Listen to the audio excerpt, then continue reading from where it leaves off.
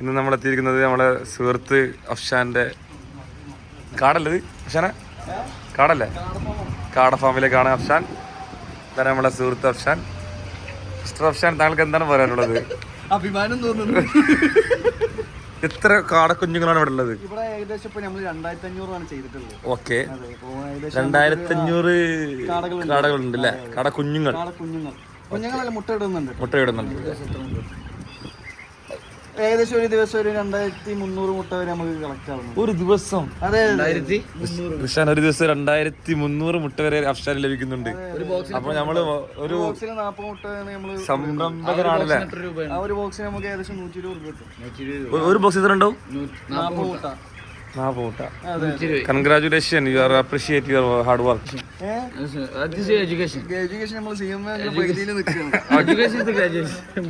അല്ല പിന്നെ അപ്പൊ ഒരു ദിവസം തീറ്റക്ക് എത്ര രൂപ ചെലവുന്നുണ്ട്? ഒരു ദിവസം തീറ്റക്ക് നമുക്ക് ഏകദേശം നടന്നോ 2000 രൂപ ചെലവ് വരുന്നുണ്ട്. അപ്പൊ നമുക്ക് ഇതിന്റെ വ്യക്തമായ കണക്കുകൾ കൂട്ടേണ്ടതുണ്ട്. അതെ അതെ അതെ, പക്ഷേ കണക്കുകൾ പുറത്തു വിടാൻ പറ്റൂല. പുറത്തു വരില്ല, ഇല്ല. അങ്ങനത്തെ ഒരു നമ്മള് പ്രൈവസി ഇഷ്യൂ ഉണ്ടല്ലേ? അതെ, ഓക്കെ. എല്ലാവർക്കും അറിയാം കണക്കുകൾ അറിയില്ല. അപ്പൊ ഇതൊക്കെ നമ്മളെ കാടക്കുഞ്ഞുങ്ങള്.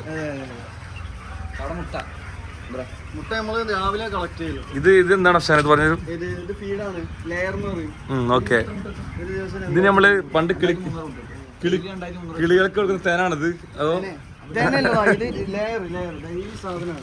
ഓക്കെ, ഇത് എവിടുന്നാ വാങ്ങുന്നത് താങ്കള്? ഓക്കെ, ഒന്ന് കാണിച്ചു പറ്റുമോ? വേണോ? അപ്പൊ 2000 രൂപയുടെ തീറ്റ ദിവസമാണല്ലേ? അപ്പൊ എന്തായാലും വളരെയധികം ഒരു കഷ്ടപ്പാട് പറഞ്ഞ പണി കൂടിയാണ് ഇത്. കാട കാഷ്ടത്തിന് വേണ്ടിയുള്ള അറേഞ്ച്മെന്റ് ആണ്. ഈർച്ചപ്പൊടി ഫോർ വാട്ട്?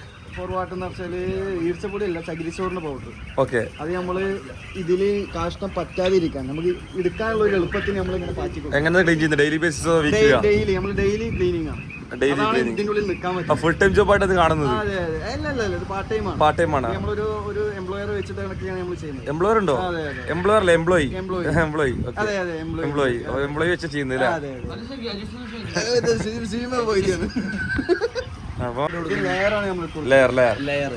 ലെയറിന്റെ ഗുണങ്ങൾ എന്തൊക്കെയാണ്? ലെയറിൽ പ്രോട്ടീൻസും വൈറ്റമിൻസും കാര്യങ്ങളെല്ലാം ഉണ്ട്. ഇത് തിന്നണോണ്ടാണോ ഈ മുട്ട വരുന്നത്? ഭക്ഷണങ്ങളൊന്നും പറഞ്ഞപ്പോ എംപ്ലോയിനെ വെച്ചിട്ടാണ് ഇതൊക്കെ ചെയ്യുന്നത്. എംപ്ലോയി വളരെ ഒരു നല്ലൊരു ലാസ്റ്റ് കേട്ടാ കുറെ വരാനുണ്ടോ? അങ്ങനെ. അപ്പൊ എന്തായാലും നല്ലൊരു സംഭവമാണ്. ഇത് ആരും അനുകരിക്കരുത് എന്നാണ് എനിക്ക് പറയാനുള്ളത്. അതെ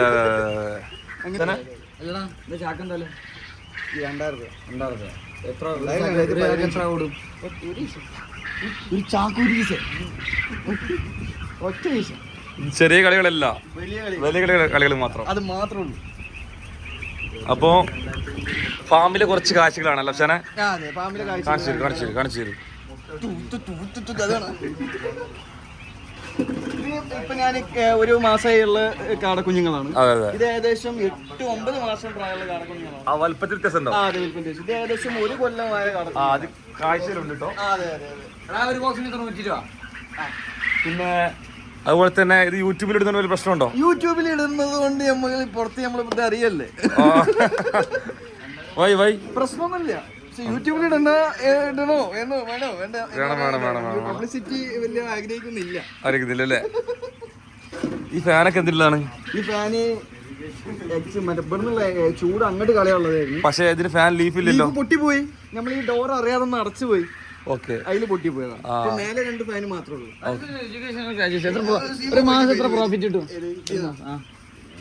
അങ്ങനെ പുറത്തു വിടണ്ടേ? ഏകദേശം ബീപ്പ് കൊടുക്കാം. അവിടെ ബീപ്പ് കൊടുക്കാം. ഏകദേശം ഒരു ദിവസം ഞാൻ 1 മാസം കഴിക്കുന്നു. എല്ലാ ചെലവും കഴിഞ്ഞിട്ടുള്ള കണ്ടോ? ഒരു ദിവസം 4360. നമുക്ക് കാടക്കുഞ്ഞുങ്ങളെ കുറച്ച് സൂം ഷോട്ട്സ് കാണാം.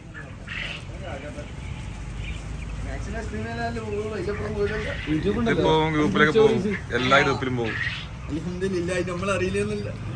എങ്ങനെയാണ് കാടക്കോഴികൾ തീറ്റ നിന്നുള്ള കാഴ്ചകൾ കണ്ടത്? വെള്ളം കുടിക്കുന്ന കാഴ്ചകൾ. എങ്ങനെ പോയത്? നല്ല ചൂടായത് കാരണം നമ്മൾ കുറച്ച് നേരത്തിന് പുറത്ത് പോയി സംസാരിക്കാം അല്ലേ?